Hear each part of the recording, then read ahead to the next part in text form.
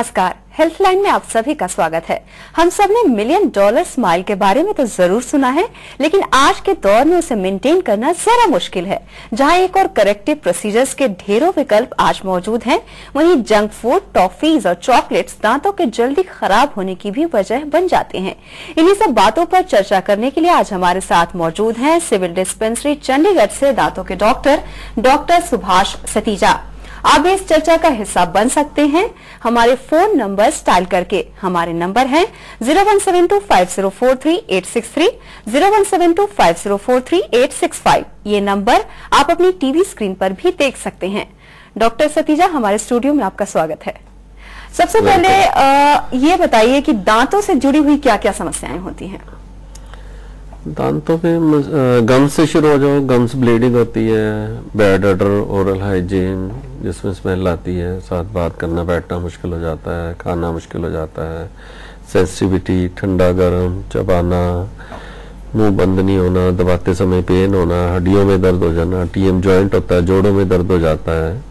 ऐसी बीमारी अक्सर देखी जाती है जिन कंप्लेंट से ज्यादा पेशेंट्स आते हैं डिस्पेंसरीज पे। जी डॉक्टर, जैसे कैविटी की बात आपने कही, अगर किसी को कैविटी हो जाए तो उसको क्या क्या समस्याएं हो सकती है? शुरू में तो कैविटी में ये just food particle he struck होता है, तो उसको टाइम पे करवा लिया जाए तो it is a good treatment. उसके बाद बढ़ता जाए, जैसे लोगों की आदत है टूथपिक मारना, दांतों में फंसा निकालना, फिर इरोजन बढ़ जाती है, वो नर्व तक पहुंच जाती है।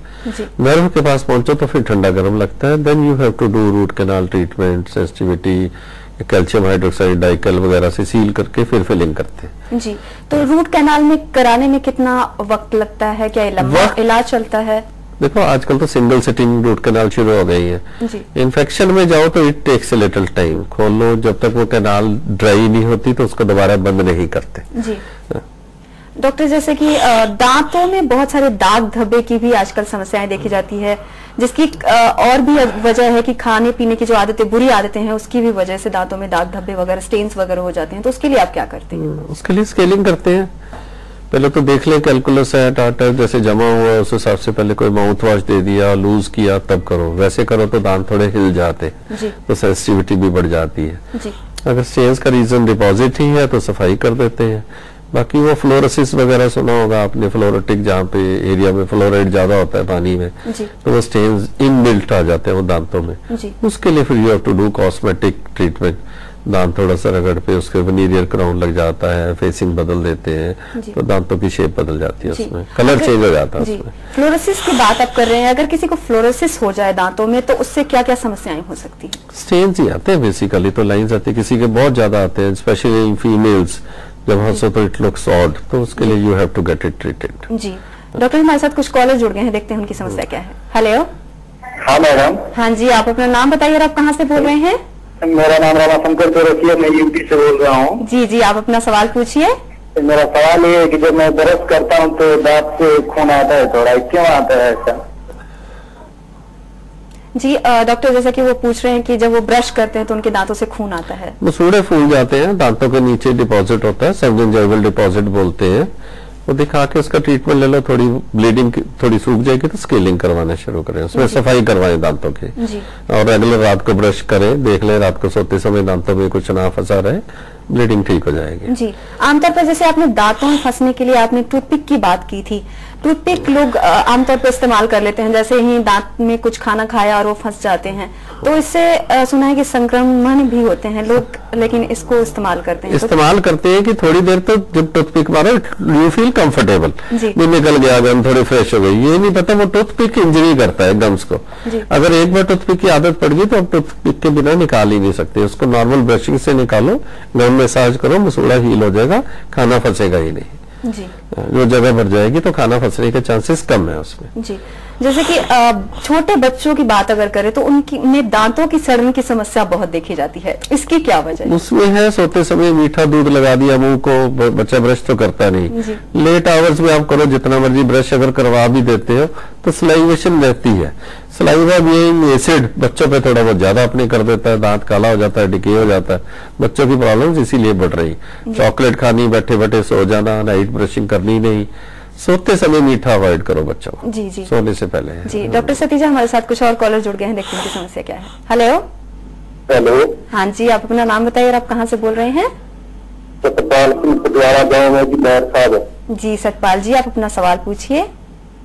मैं डॉक्टर से ये सवाल पूछना चाहता हूँ कि दांतों के लिए ये दरख्त की दांतन करे तो ये नीनो कौन सा दरख्त है जिसकी दांतन करने से दांत मजबूत होते हैं? नॉर्मल ब्रश करो, पेस्ट करो तरीके से, कोई पर्टिकुलर वो नहीं है कि इस चीज से करो। ब्रश करने का तरीका ठीक होना चाहिए, वर्टिकल ब्रशिंग, हॉरिजॉन्टल करने की जरूरत नहीं। दांतों में फंसा निकालो, दांत ठीक रहेंगे। कोई पर्टिकुलर मेडिसिन नहीं है कि जिसमें दांत ठीक रहे। खाने पीने की ऐसी कोई चीजें होती हैं जिसे दांत स्टिकी फूड दे लो, मीठा कम करो, ज्यादा चिपकने वाला जैसे ये रेशेदार चीजें दांतों में ज्यादा फंसती है उनको थोड़ा अवॉइड करो, वो निकालनी मुश्किल हो जाती है जी। छोटे बच्चों के दांतों की समस्याओं के बारे में हम बात कर रहे थे। आमतौर पर ये देखा जाता है कई बार दूध के दांत जल्दी टूटते नहीं हैं, या फिर अगर टूटते हैं तो वो देर से आते हैं। वो गम्स मजबूत हो जाते हैं, अगर तो अपने टाइम से पहले निकल जाए। गम्स ज्यादा मजबूत होते हैं तो पक्का आने में टाइम लगता है, तो कई बार तो उसमें इंसिजन भी रहनी पड़ती है कि पक्का बन गया, निकल नहीं रहा जी। और कई बार दूध वाला अटका रह जाता है और पक्का आगे पीछे से निकल आता है जी। उसका कोई ना कोई रूट पार्टिकल गम में इतना एम्बेडेड हो जाता है कि you have to pull it out. हाँ, वो अपने आप नहीं निकलता, बच्चा को कोई आते रहो नहीं निकलता। यूजुअली तो पक्के वाला उसको पुश करता है, वो निकल ही जाते हैं। कैल्शियम वगैरह प्रॉपर दो, पुश करेगा, निकल जाता है जी। तो अगर दांत जैसे कि आपने कहा है कि बिना टूटे हुए दूध के दांत दूसरे जो परमानेंट दांत होते हैं वो निकल आते हैं, तो उनकी शेप तो बिगड़ जाते हैं, फिर उसके लिए आप क्या करते हैं? वायरिंग करते हैं जी। पहले स्पेस मेंटेनर, अगर तो 13 साल तक निकलते हैं, 12.5-13 साल में लास्ट दांत अपर का नहीं निकलता है मुंह में। निकलने के बाद करो तो स्पेसिंग देख के उसमें फिक्स अप्लायंस जैसे भी दांतों का ट्रीटमेंट होगा वो कर देते हैं। पहले करो तो उसमें स्पेस मेंटेनर होते हैं, वो लग जाते हैं, उसमें दांत फिर उसी जगह पे ही आता है जहाँ पे निकलना होता है। जी जी। डॉक्टर कुछ और कॉलर जुड़ गए हैं, देखते हैं उनकी समस्या क्या है। हेलो। हाँ जी, आप अपना नाम बताइए और आप कहाँ से बोल रहे हैं? प्रशांत कुमार, अमौली से। जी जी, आप अपनी समस्या बताइए। हमारे दांतों में सोते हैं दर्द होता है जी। वो पूछ रहे हैं कि जब वो सोते हैं तो उनके दांतों में दर्द होता है। हमारे दांतों में जी। हमारा नाम है प्रशांत कुमार। जी जी। आप अपने शशांक जी, आप अपने टीवी की वॉल्यूम को कम कर दीजिए। जी हाँ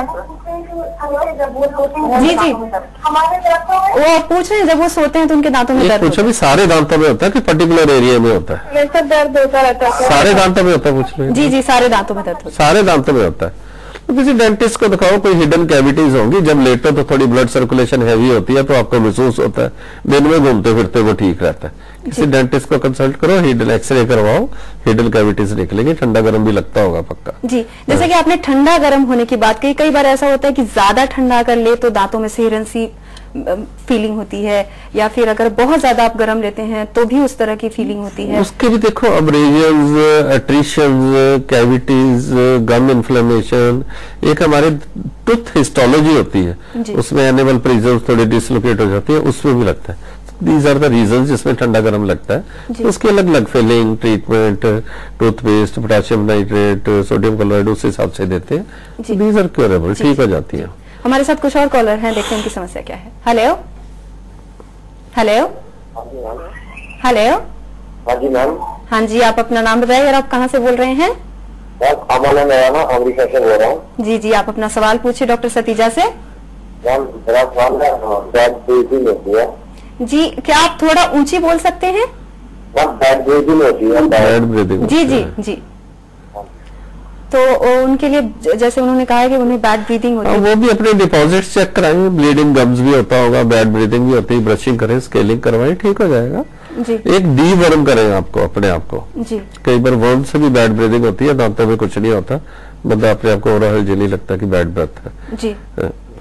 एक और कॉलर है, देखते हैं। हैलिटोसिस बोलते हैं वैसे इसको। जी जी, देखते हैं उनकी समस्या क्या है। Hello hello madam. हाँ जी, आप अपना नाम बताइए और आप कहाँ से बोल रहे हैं? मेरा नाम मुजफ्फर, हम श्रीनगर से बोल रहा हूँ मैडम। जी, आप अपना सवाल पूछिए डॉक्टर सतीजा से। मैडम बेसिकली मैं तो रात को सोता हूँ जी, सवेरे जब मैं उठता हूँ तो मेरा मुंह पूरा वो ब्लीडिंग से भरा हुआ होता है मैडम जी। उनको ब्लीडिंग बहुत होती है गम्स में। ये राइफ्लेक्स की प्रॉब्लम होती है, एसिडिटी से भी रिलेटेड होता है जी। खाना खाने के बाद जल्दी सो जाओ तो राइफ्लेक्स मारता है गले में, वो भी ब्लीडिंग करता है जी। और ब्लीडिंग वो भी देख ले, थोड़ा खाने के बाद 2 घंटे 1.5 घंटा सोना नहीं चाहिए जी। और बाकी ब्लीडिंग वो गम्स भी थोड़ी स्केलिंग करवा ले, चेक करवा ले, ठीक हो जाएगा जी। इसके लिए क्या कोई एसिडिटी की प्रॉब्लम हो सकती है, उससे भी ज्यादा होता है, राइफ्लेक्स बचता तो ब्लीडिंग होती है, सोते समय तकिया भी गीला होता है। जी जी। देखते हैं एक और कॉलर, उनकी समस्या क्या है। हेलो हेलो, हाँ जी, आप अपना नाम बताइए और आप कहाँ से बोल रहे हैं? मैं संजय आशीष बोल रहा हूँ जी। जी जी, आप अपना सवाल पूछिए डॉक्टर सतीजा से। ऐसे डॉक्टर साहब, जैसे दांतों के साथ जो जाड़ होती है ना। जी हेलो, हाँ जी, वो जो पहले जाड़ है ना आप वो। टीवी की वॉल्यूम को कम कर दीजिए, फिर आप अपना सवाल पूछिए। अच्छा लो जी। जी जी, आप अपना सवाल पूछिए।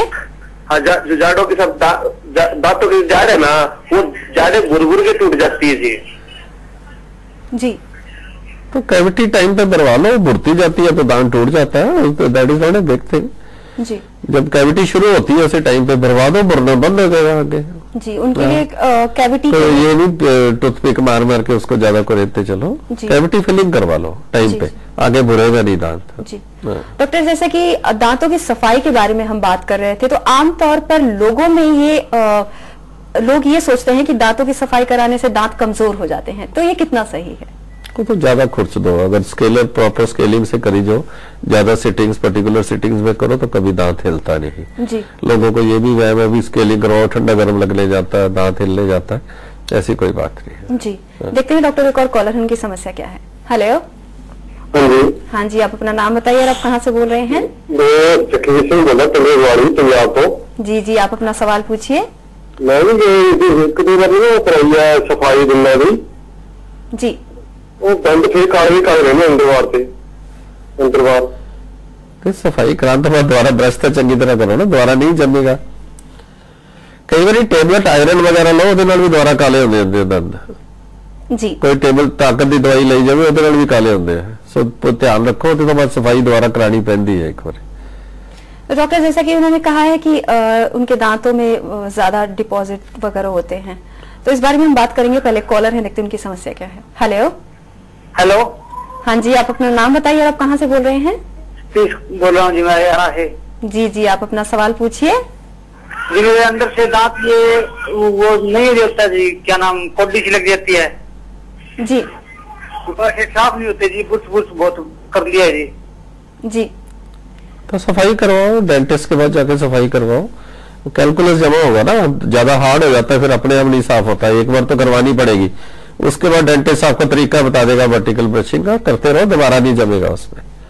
डॉक्टर, जैसे कि इन लोगों को, हमारे बहुत सारे ऐसे कॉलर हैं जिनको दांत में स्टेन्स वगैरह की शिकायत है, अभी बहुत सारे कॉलर्स ने ये सवाल पूछा है, तो जिनको स्टेन्स की प्रॉब्लम होती है, तो क्या उन्हें सफाई कराने के बाद फिर दोबारा सफाई कराने की जरूरत पड़ती है? सफाई अगर प्रॉपर ब्रश नहीं करोगे तो दोबारा जमता ही जाएगा वो तो।